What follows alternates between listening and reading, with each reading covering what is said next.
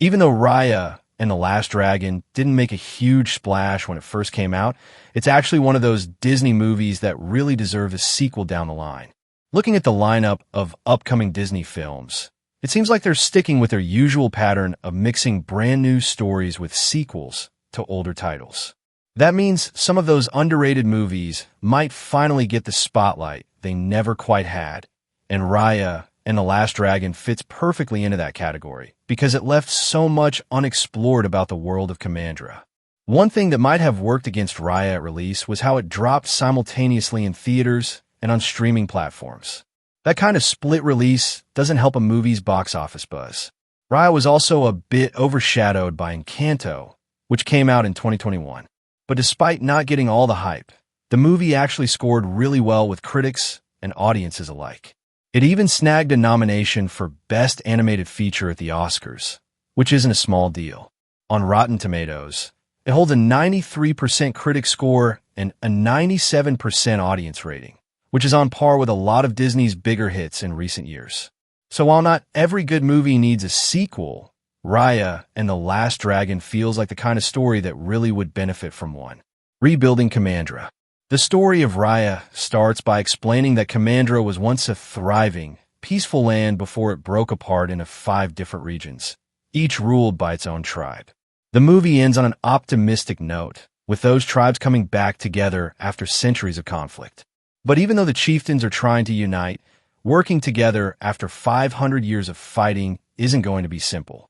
A sequel could dig into what it actually looks like for these former enemies to learn to cooperate. There's a lot of potential in showing the awkward, growing pains of peace, old grudges resurfacing, mistrust making collaboration difficult. That kind of tension could make a follow-up feel more real and grounded, instead of just being about a happy ending. A bigger world beyond. Beyond the internal politics of Commandra, there's also a big mystery the first movie never touched on. What's outside the borders of Commandra? The story focused a lot on fighting the Druin, dark spirits born from mistrust, and protecting pieces of Cisu's gem. But once the land is peaceful, maybe the tribes could finally look beyond themselves. This could open up a whole new world for the story, introducing fresh characters, new creatures, and unexplored places. Expanding the map would definitely add depth to the world building and give Raya a chance to grow in ways that feel natural. The idea that the Druin were born from broken trust and disharmony is compelling, but the movie doesn't fully explore what that means for the world long term. A sequel could ask, could those dark forces come back? Are there other threats out there? What does peace really require? Raya and Namari, from rivals to allies. One of the strongest parts of the first movie is the complicated relationship between Raya and Namari. They start as enemies. Namari even betrays Raya as a child, but their story is really about learning to trust and work together.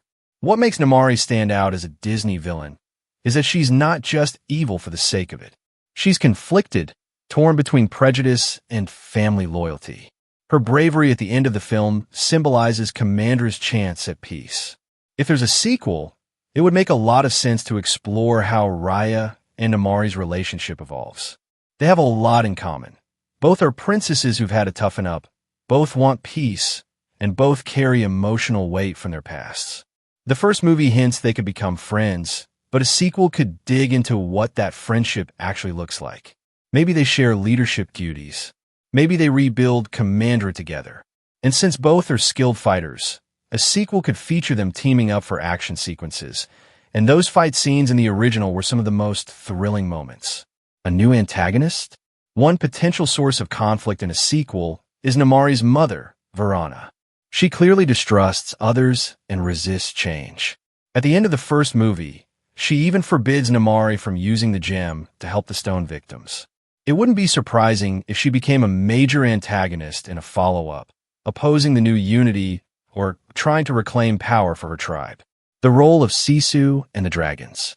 Awkwafina's performance as Cisu added a lot of heart and humor to Raya. She's both comic relief and emotional core.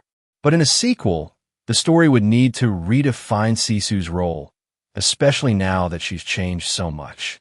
At the start, Cisu was the odd one out among her siblings. but by the end, she's accepted and confident.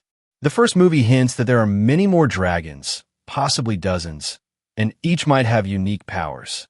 That opens up all kinds of possibilities for new characters and abilities. Now that the dragons have returned, Commandra's world is bound to change. Humans and dragons will need to learn to live together again, and Cisu might become a leader among the dragons, or even a bridge between species. Voice cast and supporting characters. If Disney makes Raya 2, it's almost certain that Kelly Marie Tran, Raya, Awkwafina, Cisu, and Rya Namari would return. Plus, many of the supporting characters could come back too, giving them more screen time and story development. There's also an opportunity to introduce Cisu's dragon siblings, who were seen briefly in the original but didn't get much to say or do. A new threat or a new land. At the end of Raya and the Last Dragon, the tribes are united, the Druin are defeated, and Cisu is revived. But a sequel could shake that peace by introducing a new threat, something that tests that fragile unity and forces all 5 tribes to stand together again.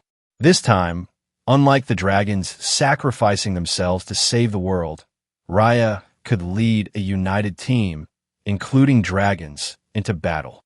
That would raise the stakes and give the sequel a bigger scale. Alternatively, the story could explore lands beyond Commandra. The first movie barely touched on what's outside the known regions, so a sequel could travel to new territories full of mystery, conflict, and adventure. Final thoughts. So while Raya and the Last Dragon didn't have the biggest launch or generate as much buzz as Encanto, there are plenty of great reasons why Disney should consider making a sequel. The story and characters have more to offer. The world of Commandra is ripe for expansion. Themes of unity, trust, and peace still resonate and still have challenges. There's room for exciting action, rich world building, and deeper character arcs. With Disney's trend of mixing sequels with original projects, a Raya sequel feels like the perfect fit. And that's that for today's video. Thanks for watching, and we'll see you in the next one.